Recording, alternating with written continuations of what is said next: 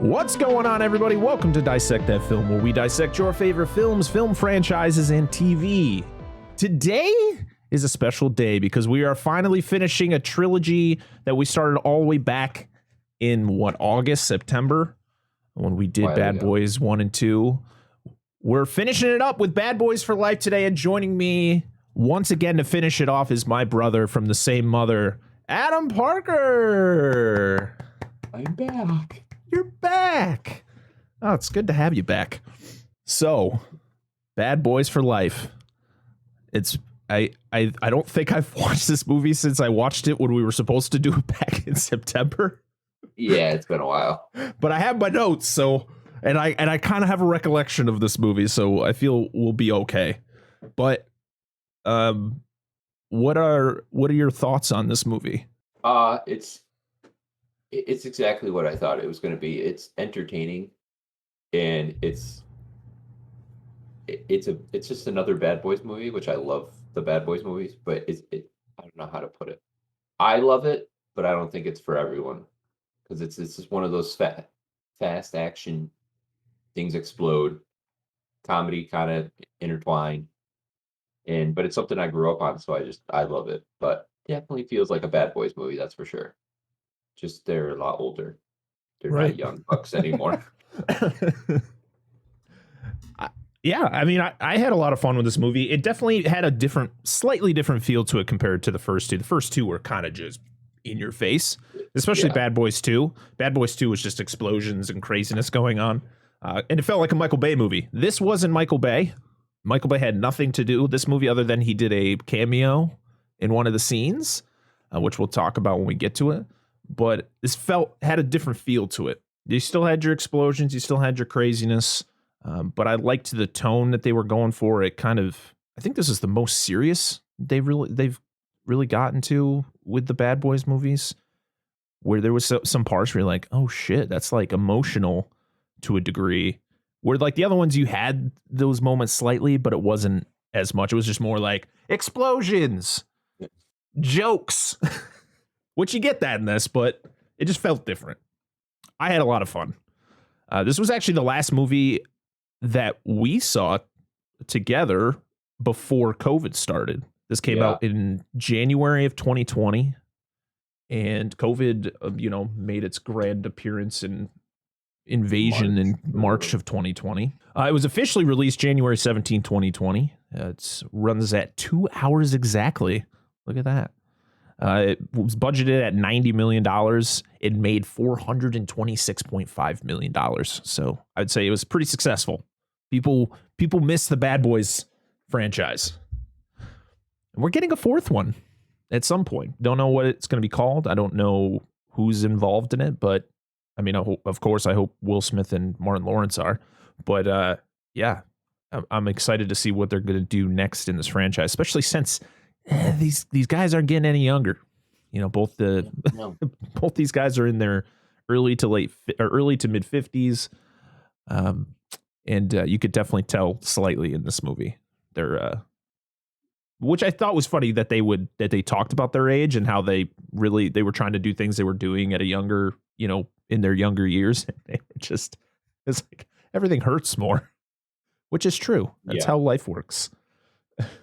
This also starred Paola Nunez, Vanessa Hudgens, Alexander Ludwig, Charles Melton, Kate DiCastillo, which she plays La Bruja, and she is fucking fantastic because she just looks scary. She just has that look that could just literally like burn you from the inside. Nicky Jam and Joe Pantoliano. Yes, he's back. Woo! I was so happy to see him back. Jacob Scipio? Yes, that's who plays Armando. He actually is going to be in the next Expendables movie. He's also going to be in Batgirl and the new Nicolas Cage autobiography. Like, I guess it's like an exaggerated autobiography film called The Unbearable Weight of Massive Talent, which I'm actually very excited to see. You can't forget that DJ Khaled is in this. Yes, of course. Can't forget DJ Khaled. What a role. Playing the butcher, which I thought was funny. One. And another one. It's funny. It's good seeing Vanessa Hudgens. I feel like she's kind of a hit and miss when it comes to seeing her in things. I thought she did a great job in this. I thought all the actors who were in that Ammo group did a good job. Charles Melton, who played Rafe, he's the one who kind of has the beef with Will throughout the whole thing. You know, I thought that was good. But Paola I don't know how to pronounce her name. Rita, the actress who plays Rita, she was great. God, what did I see her in? I saw her in a show a couple years ago. Had Pierce Brosnan, The Sun, which was actually a decent movie. She was also in the Purge TV show, and she actually was in a Spanish television show or a Spanish movie with the actress who played La Bruja. I'm not even going to try to pronounce the name of the show, but it's pretty cool that they did some stuff together outside of this. And the directors was Adil El Arbi and Bilal Fallah. Yeah. Yeah. They did a lot of smaller indie films before really getting the job to direct this movie, and they were huge Bad Boys fans going into it. So I feel that's why this movie came out as good as it did, because they were very passionate at making a good Bad Boys movie because they were huge fans themselves. So always love seeing that. They talk about how they really wanted to, they didn't want to go away from what Michael Bay did, but, you know, also put their own twist to it, which I thought was great, because there was, you know, you got your explosions, you got your close-ups and your Michael Bay looking shots, but the certain shots that we didn't need, that Michael Bay loves to focus on, we didn't get that. And I mean, good on that. The only thing you have to do to get away from Michael Bay is just like 500 less explosions, and you've gotten away from it. Oh, Lord. Every single movie he does, there's just explosions everywhere. Oh, everywhere. Absolutely everywhere. In places where they shouldn't be. Just a random garbage can in the middle of the street blows up. Yep. Okay. Pan up, just literally like, oh, there's a girl's ass there. Let's zoom in on it. Relax, Michael Bay. Michael Bay doesn't give a shit, though. He really doesn't. I've watched some interviews with him, and he just doesn't care. He's like, people don't like my movies. Too bad. I'm gonna keep doing it. It's kind of like that new movie Moonfall that just came out. Did you see the trailers for that? No. It's literally a movie about how like there's like an alien creature that like causes the moon to go off its orbit and is heading towards the Earth. And it's directed by Roland Emmerich, who did like The Day After Tomorrow, Independence Day, the second Independence Day, Godzilla. And it's like, is this all this guy knows how to do? And then he comes out, he's like, I don't care. I like doing it. I'm going to keep doing it. Good on you, Roland. Michael Bay made some good movies in his early career. Yeah. No, I'm not going to downplay, everything Michael Bay does. It's mostly the stuff he's doing recently. That's kind of like, okay, we get it, Michael Bay. And guess what? He's still doing it, man. There's a new movie coming out this year, directed by him. It's got Jake Gyllenhaal and Yahya Abdul God damn it. I always fuck this guy's name up. He's in the Watchmen show. And he was in the new Candyman. Yahya Abdul-Jabbar. No, you just mixed two people's names. Yahya Abdul Mateen II. That's who is in it. Him and Jake Gyllenhaal, which I'm excited. Actually, it looks pretty decent, but it's Michael Bay, so I'll probably watch it. Let's see what do we got for trivia before I get to the plot. Let's see. So yeah, this movie was in the works since pretty much right after Bad Boys 2. Michael Bay really had an idea of what he wanted to do with a third film, and unfortunately, it just didn't go anywhere. And back in 2013, Martin Lawrence actually talked about it on a lot of talk shows about how there's a script and how they're going to be planning on filming. And then we didn't get a movie until 7 years later. So this was in kind of development limbo and on a development roller coaster for a very long time. But I'm very happy we finally got the movie. Will Smith and Martin Lawrence were paid pretty good for this movie, I would say. $17 million for Will Smith and $6 million for Martin Lawrence. What is Martin Lawrence, man? In the beginning when Bad Boys 1 came out, he was the top billing actor. Like, he was like the man compared to Will Smith. And now Will Smith is he's like waving to him down there. No, well, See you later, bud. Will Smith was doing like good movies, and Martin Lawrence was doing like Death at a Funeral or whatever the hell Or that. Big Mama's House. Yeah. No, Big Mama's House 3. Okay, Big Mama's House is actually decent. And then we're like, let's do it again, guys. Let's do it 3 more times. Oh yeah, Holy shit. what the heck was that movie when he brings his daughter to college? Oh my god, it was so bad. Oh, was it Road Trip? No, it wasn't Road Trip. No, it was like it was like college road trip or something like that. Yeah. I know what you're. Listen, I did Martin like him Lawrence. back when he did like Blue Streak. Yes, was it Black Knight? That was a decent one. Yeah, that was good. Teresa Randall returns as Marcus's wife. She plays Teresa, of course, in the movie. It was her first acting role in 10 years. You want to know the last movie she was in? It's called Shit Year. Oh, nice. Never heard of it. The funny thing is, when I watched this in theaters, I was literally like, is that her? There was some shots where I thought it was a different actress. I'm like, is that her? And then you would get like a certain shot and you're like, it is. Thank God. I was really happy about that. I think it was the hair that did it for me, because she always had that like braid, or that braid in the old ones in the side. Oh, the second one, she had the yeah. Did she have like the cornrows or something? Yeah. So Dennis Green is back. What's up? I said Dennis Green is back. Dennis Green. Yes. It was what a great shot when they turn, you see it's Reggie. You're like, he's back, everybody. One of my favorite scenes from the second one. He didn't get scared. He stuck around. Good for him. There's a funny thing in Marcus's little den there when he officially retires and he's hanging out in his robe and stuff, and you see on the back wall there's a Dwayne Wade framed jersey hanging on the wall, and his sister Gabrielle Union, who plays his sister in the Bad Boys film, in the Bad Boys 2, she's married to Dwayne Wade, so I thought that was a cool little Easter egg there. She actually would reprise her role in LA Finest, which is a TV show from Spectrum. So, which is like, can we bring them back together? We bring Jessica Alba with you. All right. Well, that's enough of that. Really not a lot of trivia other than the fact that these guys were very passionate about Bad Boys. So that is why we got the quality film we got, because I had a lot of fun with this movie and I'm excited to talk about it. This is going to be weird because I haven't read notes off my phone in a while, but here we go. So the movie starts with a car chase. And of course, it's our good old pals, Mike and Marcus. And Mike is just driving very erratically in his brand new Porsche, because we got to go back to the Porsche, all right?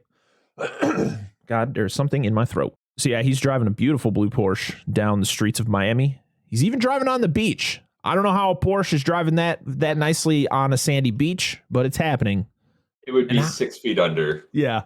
And how is this legal? I don't care if you're a cop. How is this legal? Oh, don't worry, guys. There's cops following us. Everything is fine. I just don't feel like it's necessary. There is roads in Miami.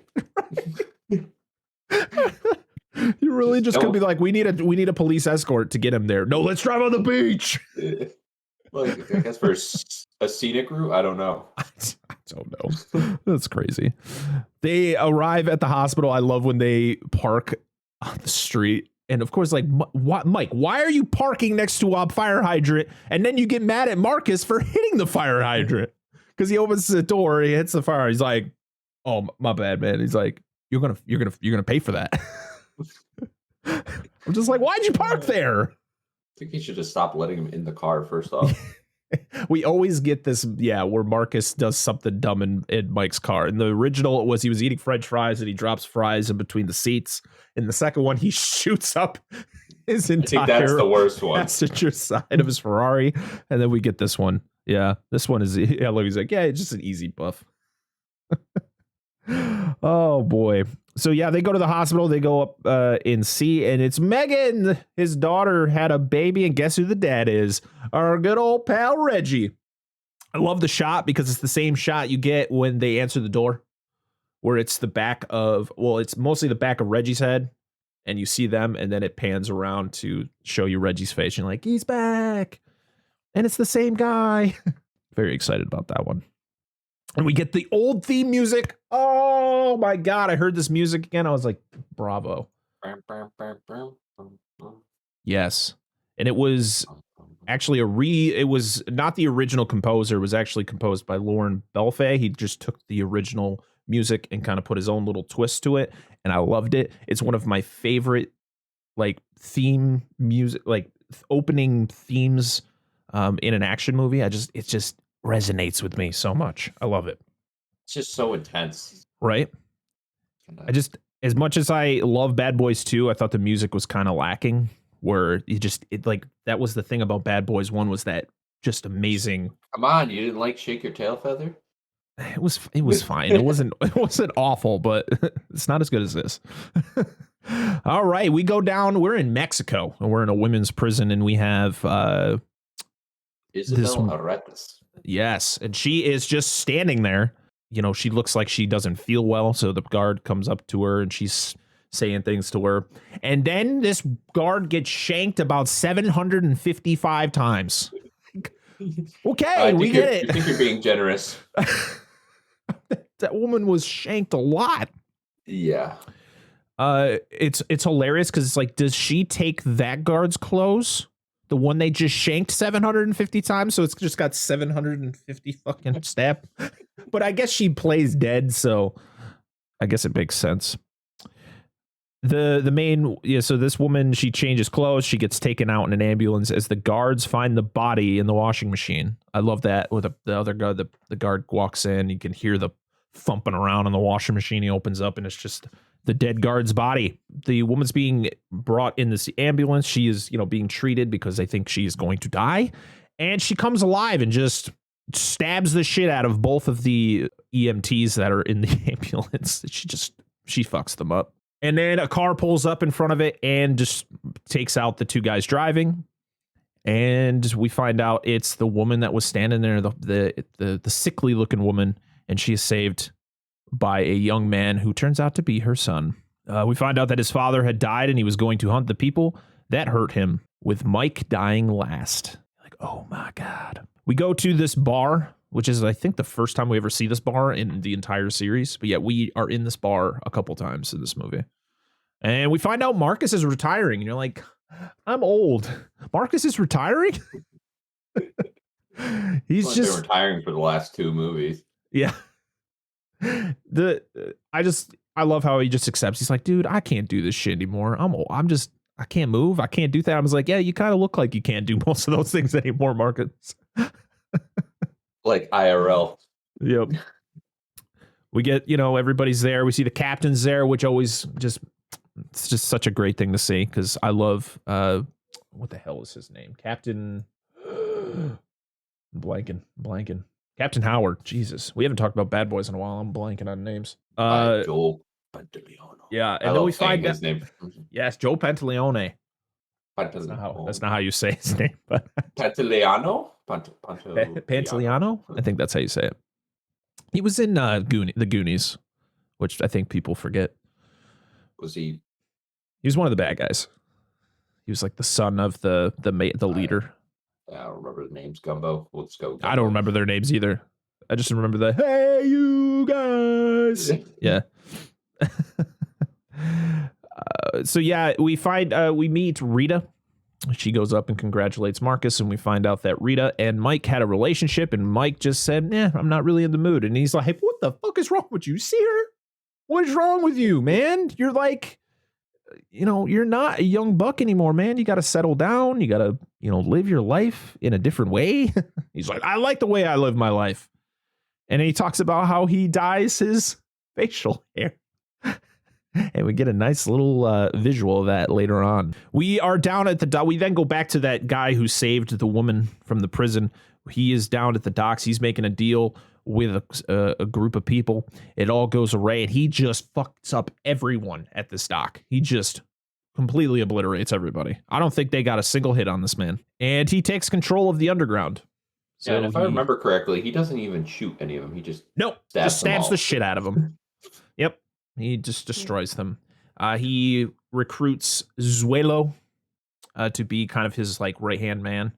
And yeah, he calls his mom, and tells her everything that's going on. And she's like, it's time. Got to do it. So Mike and Marcus are having a conversation about change and love. That's when they see Rita, which we already talked about. Mike and Marcus need to race because they're two old men and they need to figure out who's the slowest, who's the fastest of the two, even though it's going to be a really slow race. Even though when you watch this, you're like, Will Smith is clearly faster than Martin. Yeah. Martin Lawrence is doing that, like, I don't want to run. I'm just moving. And Will Smith is literally running backwards. He's jogging. And Will Smith's also a very tall dude, so he doesn't really got to do much to outpace him. But as Mike is boasting about how he won the race, a motorcycle drives up, does a cool wheelie as it unloads an Uzi into Mike. And you're like, no! Like, I think everybody who has followed this series for as long as we have, we're just like, you're not going to kill Mike, are you? So yeah, Mike is in rough shape and he goes into a coma. We're at the hospital where Marcus goes into the little chapel and he makes a promise to God that he won't kill another person. And that's when we go back to the police station and we meet Ammo, which I don't remember what Ammo stands for. But I do. Hold on. It's Advanced Miami Metro Operations. Mm-hmm. And it's led by Rita. And the members are Kelly, played by Vanessa Hudgens. We have Dorn, played by Alexander Ludwig, and Charles Melton, who's played by Rafe. He's not played by Rafe. Rafe is played by Charles Melton. Rafe is played by Charles. I was like, wait a minute. Whoops. Yep, things are wrong. So the evil woman is very mad at her son. I should probably call her Isabel because that's her actual name. She's mad at her son because Mike was supposed to die last, but he was like the first one to get shot. We get an assassination montage of all the different targets getting taken out. One guy was like shot on a boat. One dude was shot. It was like a judge, right? Yeah, a judge, a forensics analyst, and a prosecutor.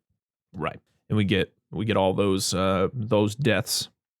Which, when you see all this and everything that's happened in this movie, the way that this movie ends is kind of like very confusing to me. I'm like, I don't know how you're gonna redeem this guy, but we shall move on.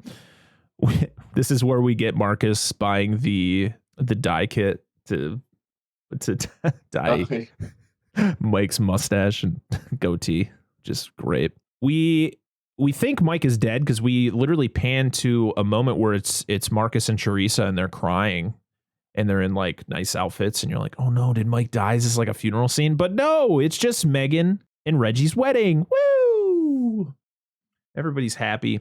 We get a Michael Bay cameo. He is the MC of the wedding. He comes out and he introduces Mike, and Mike's in his wheelchair, and then he gets up, and everybody's like, whoa, motherfucker!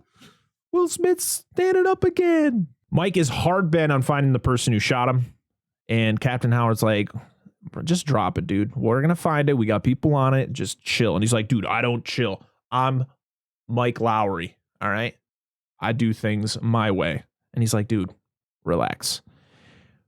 Marcus, we find out Marcus retired when Mike was in a coma. And this is where we get kind of that first. This scene was actually kind of tough, especially with how good of a dynamic these two characters have, where Mike is like, Marcus, we got to go get him. He's like, dude, I'm done.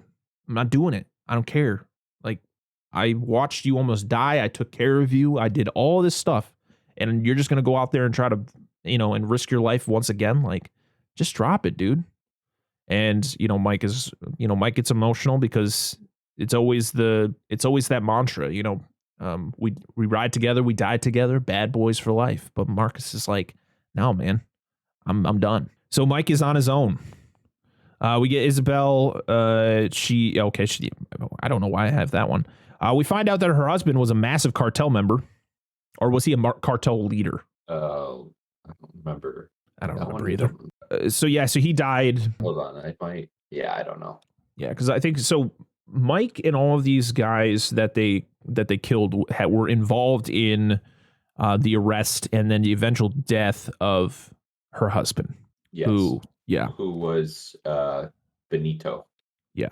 Benito Arteas. Yeah. Boy, I am so bad at this.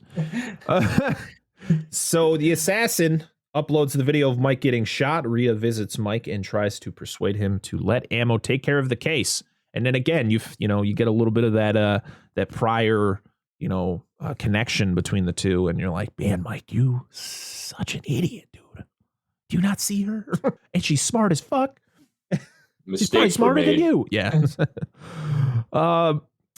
We get a great split perception of Mike and Marcus getting ready for the day. You got your typical Mike. He's got his nice wardrobe. He's got money. He's got his nice wardrobe. He's putting on his jacket. He's all dressed up nice. And then you got Martin Lawrence putting on his robe, going to sit down and watch some TV. It's great. And we get what happens where. Wasn't there something that happens where something gets stuck in the fan and it shoots down and it like breaks the TV? And Teresa's like, Marcus, you're already annoying me. Yeah, this is. I think something happened where the fan like fell off the ceiling. Yeah, and it like crashed into the TV. I can't think of exactly what happens, but there's something that happens. Oh man, so good. Marcus is just useless. It's just a mess. He is. He's trying to enjoy his retirement. Mike goes and visits Manny, played by DJ Khaled. He's trying to find who supplied the guns used in the assassinations. And then this is where he touches Mike's jacket and he's got like fat on his hands. And he's like, did you just fucking touch me with those hands? Did you just get fat on my jacket? And he proceeds to pin his hand down. He takes the what is it called? The meat tenderizer, and just smashing his hand. You're like, pain.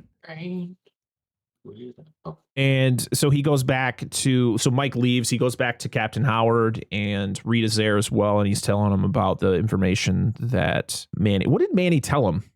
He gave him the location. The name of one of the guys, his name was Booker Grassi.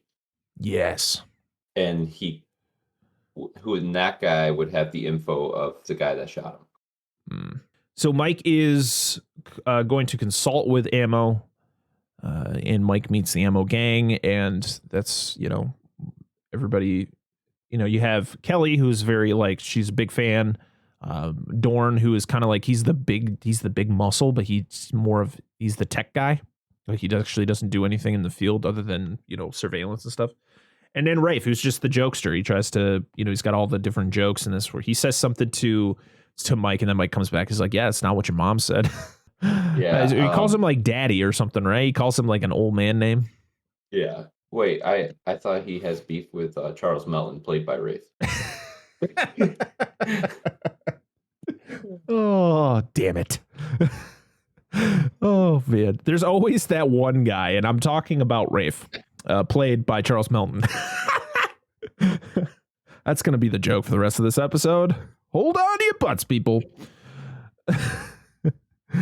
So they take this like really shitty van and they do some surveillance on Booker Grassi, the dealer. And we go back and Marcus is still living his best life. Just chilling out, relaxing, all cool, shooting some b-ball outside of the school. They use Barry, the drone, because, of course, we got to name our drone, to spy on Booker as he's making a deal. And Mike notices the deal is going to go south, so he disobeys orders and goes in with Kelly.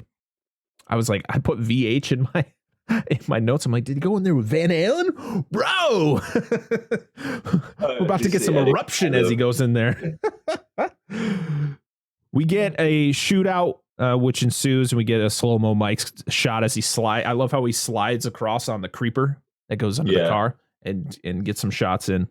And, he's trying to get to Booker, trying to get him alive, and Booker just gets blown into a fork truck, and the forks just get stabbed through his chest. What a scene. You got Mike running up. He's like, all right, man, stay alive. Don't die on me. It's like the forks are just sticking out of him. The safety guy there is going to be pissed. He's like, this is an OSHA violation. Who didn't put the forks on the ground? That was a near miss. Jesus Christ. That's like I work with a fork truck like that. It's just nightmares. Yeah. I can't even imagine. Oh my God. It's like that guy's getting fired. Marcus gets a call from a former CI about the guy who shot Mike, and I love how he's just sitting there. I don't know if he's waiting for like an appointment or something, but he's got his grandkid, and then he's sitting next to these two women who are watching like Real Housewives or something. Oh no, they're watching a like a telenovela or is that what a Spanish soap opera is called? Telenovela. Sure. I think so. I might be wrong. Anybody who knows, tell me in the comments. But yeah, they're watching this and they're trying to figure out what's going on. I was just like, Marcus, you are. Listen, I understand you retiring, but you're going to this, boy. I mean, I guess telenovelas are way more exciting than American soap operas because those are just dumb and boring. Where I feel like there's just so much more eccentric and exciting things happening in the Spanish soap operas. I did like that soap operas always just started and ended the same exact way every episode. Oh boy. So Marcus gets a call from a former CI about the guy who shot Mike, and Howard is pissed as usual because of the carnage, and he's like, can just one time you just go somewhere and not cause destruction? He's like, well, I didn't do most of this. Oh, what does he say? He's like, did you kill anybody? He's like, well, I mean, of course I did, Captain. Yeah. Oh, Mike gets into it with the sarcastic ammo dude, which is Rafe, played by Charles Melton. Yes. Yes. Sorry, Charles Melton. I apologize if you ever watched this, which you probably won't, but it's a joke and it's going to keep going. Marcus picks up Mike as they go to see Carver, who is the CI. They need to drop little Marcus off with Teresa. And I just love where they're driving. He's got a gold Nissan Quest. That thing is ugly as fuck. And it's the ugliest color you can pick out. That's something you see on like Pimp My Ride. It's just, he goes, they're driving down the road, they're talking about what they need to do, and then Mike looks back, he's like, get the fucking baby back there.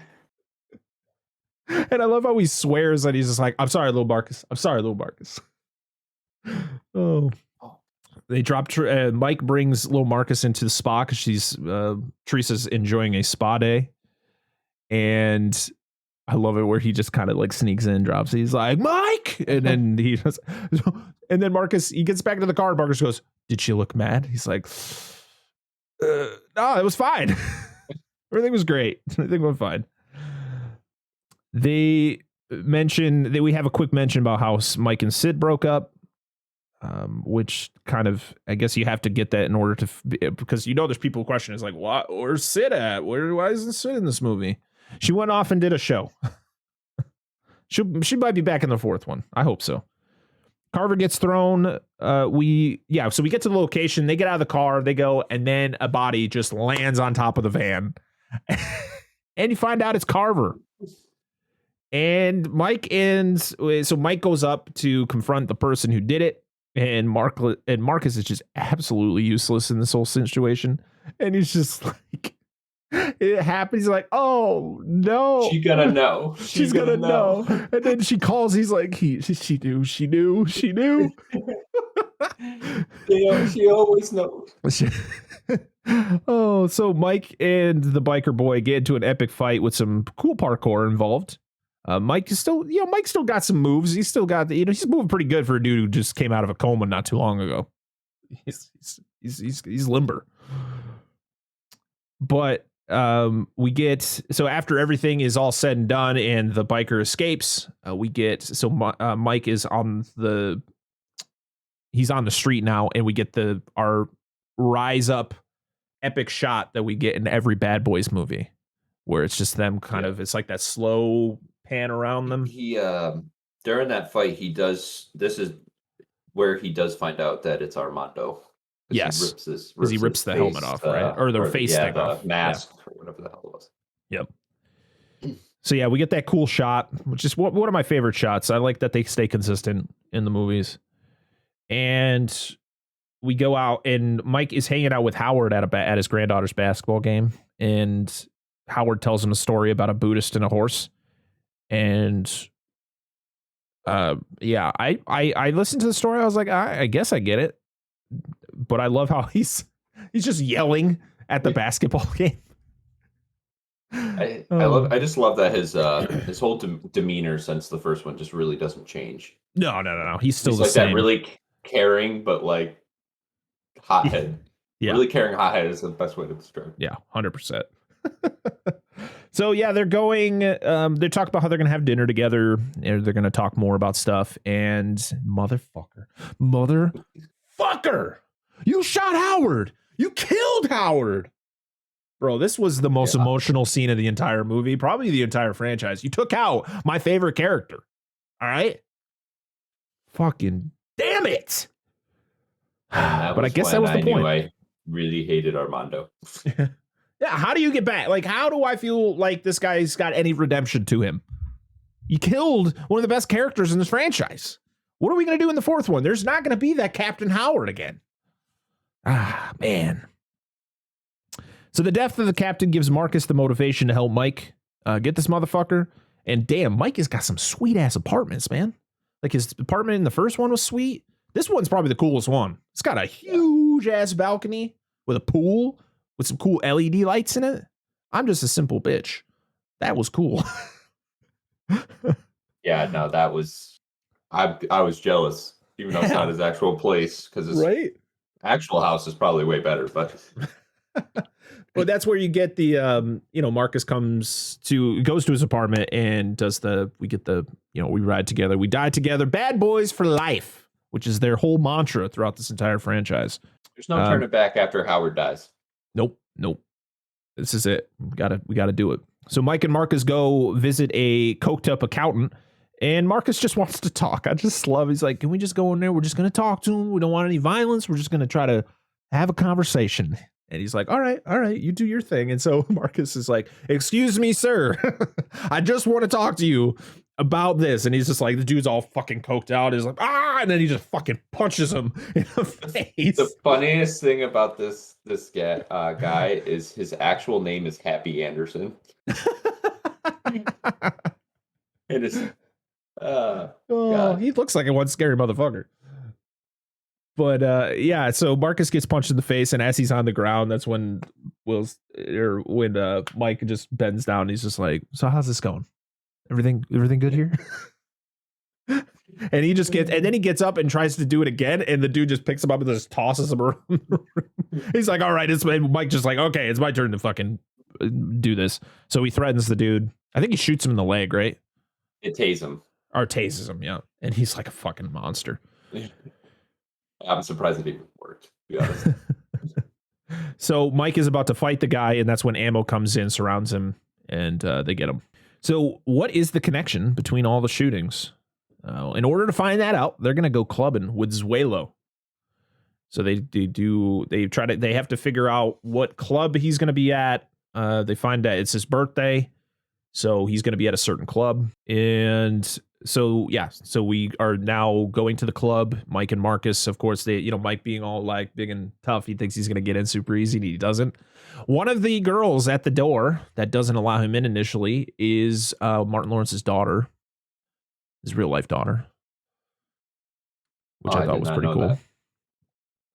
But Rafe, played by Charles Melton, he comes in, he is all cool. He gets up there, he's like, "It's okay, guys, it's my uncles. They're cool." Marcus has a very intimate chat with Mike, and everyone hears it. He's talking about how what's he talking about? How he can't perform as good anymore or something like that. It's like having a tough time in the sex department. And he's like, and everybody's like, "Yeah, we can hear you, Marcus." And they're like, "I do that. I was just playing, guys. I was just playing." Mike and Marcus encounter Zuelo, and he runs. I got to remember the scene where they go up and they're sitting there and they're clapping. What was the thing? Crap. Oh no, it's so funny. It was in the trailer. Yeah. This is the only sad part. Not watching it recently. Yeah, it's been. I probably should have rewatched. I'm just gonna butcher it and say the wrong thing. It's like, oh Jesus Christ, I'm gonna forget. I'll figure it out at some point. It's like you say something, you say jail, something jail, something jail. I can't remember what it was, but it was funny. It was in the trailer. I thought it was funny, even watching it in the movie and knowing that it was gonna happen. Because sometimes they put things in the trailer and never put it in the movie, so I'm glad they kept it in there. Yeah. So Zuelo is fast as fuck. He's literally got that fast as fuck speed. He's like, I'm fast as fuck, boys. He jumps off the fucking thing, grabs onto them. He's just out. And then Marcus earlier was talking about how he coached him in like 4th grade baseball or something, and he was a really good player, but he's just a little piece of shit. So, and so Marcus tells Mike about the no violence pact as they steal somebody's Jeep and they start driving and chasing him. Mike shoots Zuelo. What? They hop in that motorcycle. No, that was after. Remember, they steal the Jeep. It was like a Jeep Grand Cherokee that was coming. Was leaving the club, and then eventually they get the bike. So Mike shoots Zuelo with a rubber bullet, and it leaves a holy fuck nasty mark, dude. That's so gross. So that's when Lawrence is like, I gotta touch it. I gotta touch it. Don't do it. It's calling my name. It's so gross. Or no, it's got an attraction to it. It's like, or it has or I don't know. It's got a gravitational pull or something like that. It was hilarious. Oh, so good. So Mike and Marcus are surrounded. Ammo shows up, and we get chase number 2 with Zuelo. This is where they get the bike. So Mike hops into the driver's seat, and Marcus is in the little sidecar. And it's got a fucking Gatling gun attached to it. Like, fuck. And of course Mike is trying to persuade him to shoot it, and he won't because he doesn't want to shoot anything. So yeah, but I love it where Mike convinces Marcus to use it because he's like, God sent this minigun down to you to use this, use it in the name of God. Like, I don't think that's how it works. I think people who are religious would be very angry at what you're saying right now. Oh. So we get a new use of the Bad Boys theme, which is just always great. The bike boy tries to blow up Mike with a helicopter, kicking Marcus out of the way. I love where he literally kicks the sidecar out. So he just crashes, and then he crashes into the barrels of water. That would hurt, by the way. Those are very heavy barrels of water. They're supposed to stop cars. So. Mm-hmm. Zuelo grabs onto the ladder that's hanging from the helicopter, and so does Mike. And the Armando, he shoots Zuelo in the head, and Marcus shoots at the helicopter so Mike can get away. So he shoots Zuelo. Marcus shoots at the helicopter. Mike just lets go, seeing who it is, and we move on. He says hasta el fuego, whatever that means in Spanish. Right, which was something that his mother said to Mike. There was a connection to it, but I don't remember what that means. So yeah, we don't really know the extent of what the connection is between Mike and Isabella and Armando. It's kind of just, do you know there's something, there must be something going on with them, but you don't know the full extent until a little later. Oh, it means his lifestyle, which goes from one gunfire to another. Ooh. Like a member of a huge crime cartel, he can afford the most expensive gun and cool gear. So pretty much he's just calling himself the best, or like top dog. Gotcha.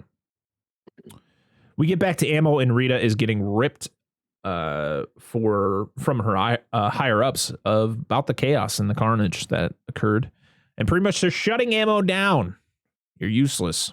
Now Dorn is played by the same guy from the first one, right? He's the big goofy guy that they get from prison to Oh, no. Dorn is played. No, that dude, Alexander Ludwig is probably my age. So he would have been like 4 when the first one came out. Not sure. No, you're thinking of the former basketball player that played. They had the goofy glass, name, but man?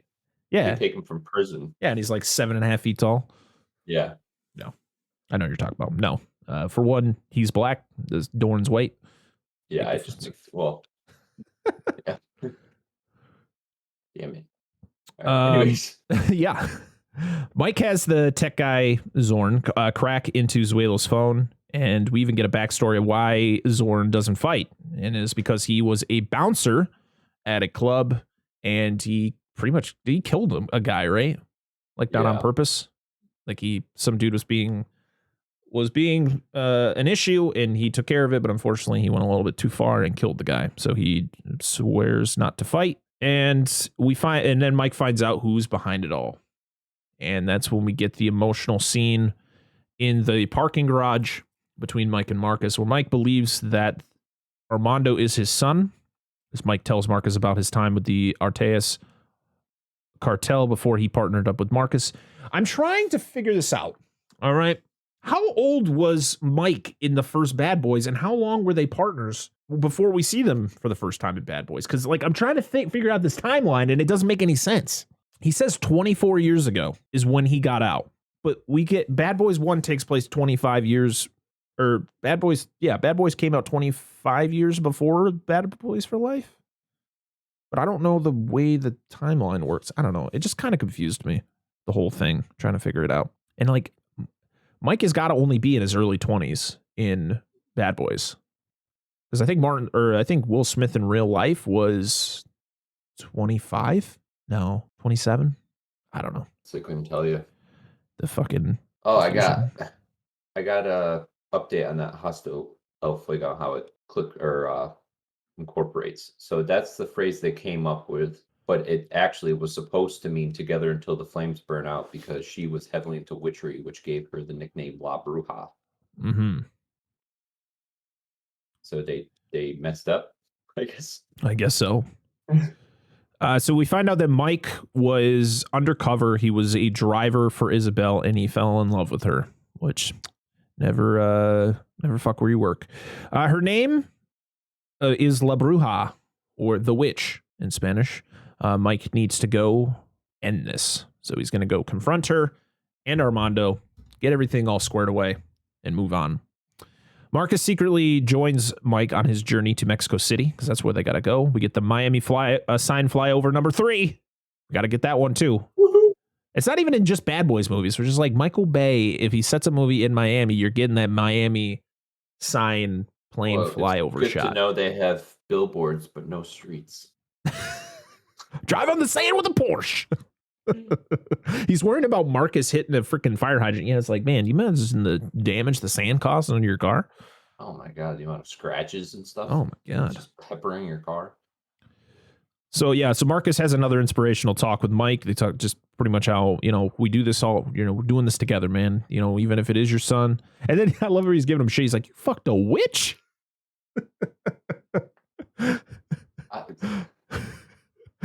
Oh man. The song that is playing when we see Isabel again is called La Bruja, which I had to look that up. Very fitting. Actually, I think it was the subtitle that told me what the song was. I was like, oh, okay. I would have never known that. So Mike and Marcus make it to Mexico. They hide out, and who happens to be there but the members of Ammo, and they're actually happy to see him. They craft their plan to get Isabel and Armando, and Mike is the bait. They reunite in a really cool rundown, I think it's like a hotel.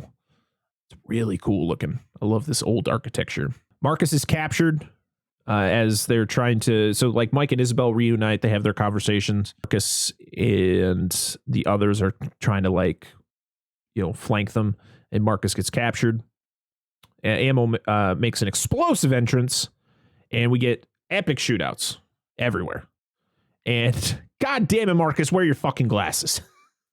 I was just shooting and he's not hitting remotely anywhere. It's like, Marcus, where's your glasses? You gotta wear your fucking glasses.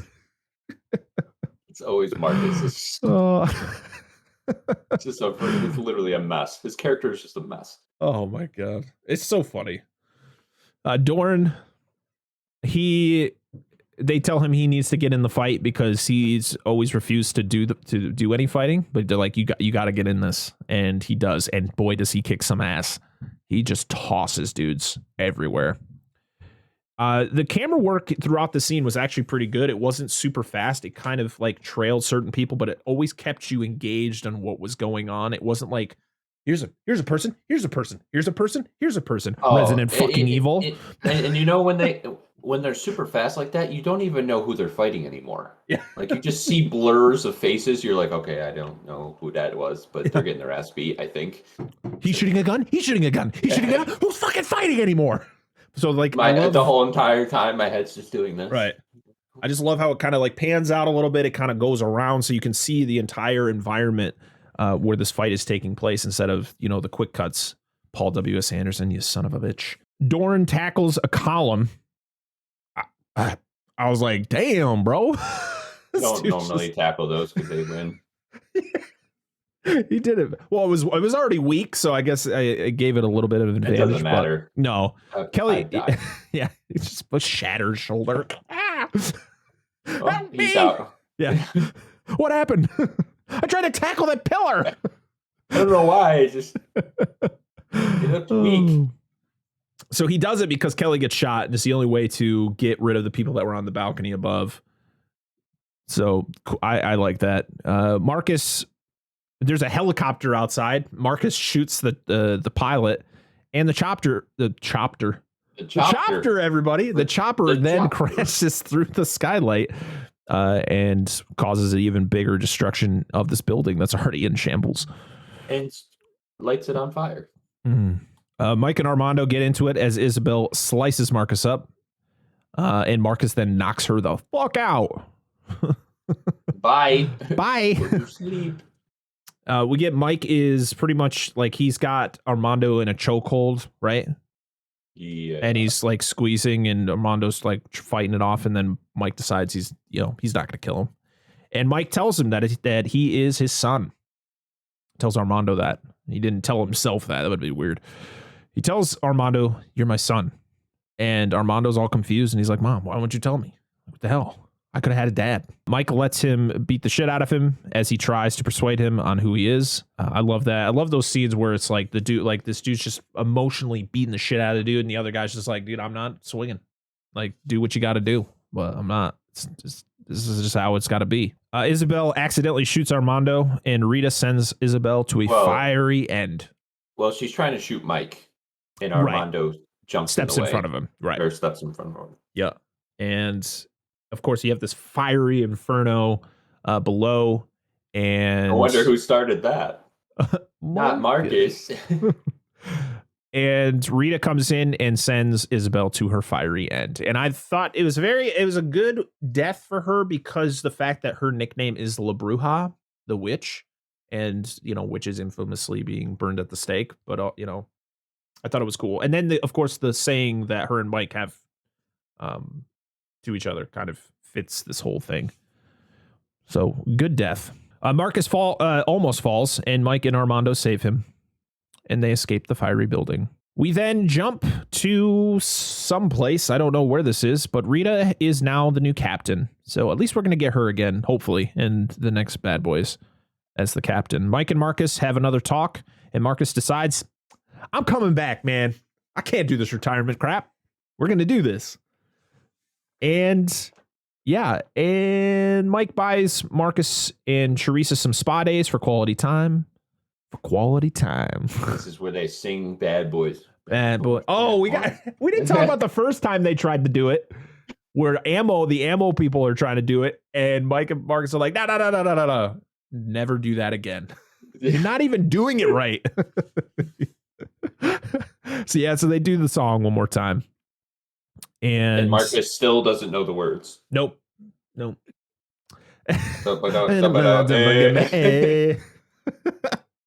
And Mike decides he's going to watch little Marcus, and then everybody leaves, even though he expects that somebody's going to stay with him and watch it, but nope. And the very last scene we get is Mike visiting Armando in prison about an opportunity set up for a sequel. Yes. But also in my head, I'm like, how is this guy redeemable when he shot and killed so many people? But I think he was kind of like brainwashed by La Bruja, what was her name? Isabel. I think, Isabel. Played by Rafe, that's played by Santa Claus. No, I think it, like, pretty much he was just brainwashed. The way they make his character out is that he was brainwashed from when he was a little kid. Yep. That was the only lifestyle that he knew. Yep. That makes sense. So, yeah, this sets everything up. It's pretty much what was the task you wanted to ask him about? Like helping him solve some murders or something? And then there's he pretty much like asked him if he can use the skills he had of tracking down all those people to like help him track down. Right. We then get the amazing theme one more time playing over the credits. And that's it. That's Bad Boys for life. It's over, everybody. We did it. Until the next one. I know. Which who knows when that'll be. Right. Well, they can't wait too long. They're going to be like 80 in a nursing home. Just Bad Boys in a nursing home. What comes next? No, but I'm glad we finally were able to finish this trilogy of movies that the Bad Boys 1 and 2 were the last two shows we did as the Parker Chronicles, so it's awesome to kind of come full circle and do it again. Yeah, no, it was fun. So, as we are done with this, and we just finished Blade, we finished Bad Boys, and now we're going to be going into another franchise. But before we go into another franchise, we are going to be doing a solo movie beforehand. Next week, we are going to be reviewing a fan-requested movie called Reign of Fire, starring Christian Bale and Matthew McConaughey. It was... that's like the... It's about dragons. Medieval stuff. Yeah. It's like a modern-day dragon movie. I've never seen the whole thing. I've only seen clips and stuff, but it was requested on our our Blade 2 video. So I figured, you know what? We really haven't gotten a lot of requests. So I figured, fuck it. We're gonna do that. So next week will be Reign of Fire, and then the following week, we don't know yet. So stay tuned to next week's episode where we will announce what series we're gonna be doing after that.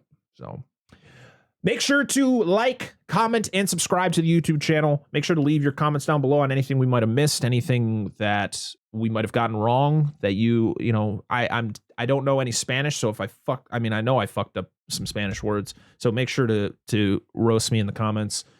Make sure to rate us if you listen to us on Apple Podcasts. Make sure to rate us a 5-star and rate a review on the show. And if you listen to us on Spotify, make sure to leave us that 5-star review. We gotta get 20 reviews before they kind of rate us. And also go to if you need a awesome app to find all of your podcasts that you listen to, where you can write reviews, you can rate. There's millions of podcasts you can find for whatever specific topic you are interested in. Go to Good Pods. We're on Good Pods. You can literally go there and you can rate and review specific episodes. You can rate and review the show. It's really cool, and you get kind of put into ranking systems. So if you get enough viewer or listeners and reviews and stuff, you get put in certain categories. So that's exciting. So go check that out over there. Thank you all for the support. We are doing really well on the show, on the podcast services, and on YouTube. We're closing in on 300 subscribers on YouTube. It's been a lot of fun, and it's good to bring Adam back on for an episode. Hopefully he can join us again sometime soon. Yes. Football is over after this weekend, so we will be doing some more recordings on Sundays. Dan and Angela will be back for next week's episode. So when you're like, where's DNA Gaming? We gave them the day off. they got the day off. They'll be back next week for Reign of Fire. Until next time, I hope you all have a wonderful day, wonderful week. Be good. I am Brett Parker. That is my brother, Adam Parker. This has been Dissect That Film, and this has been the Dissect That Film podcast, episode 42.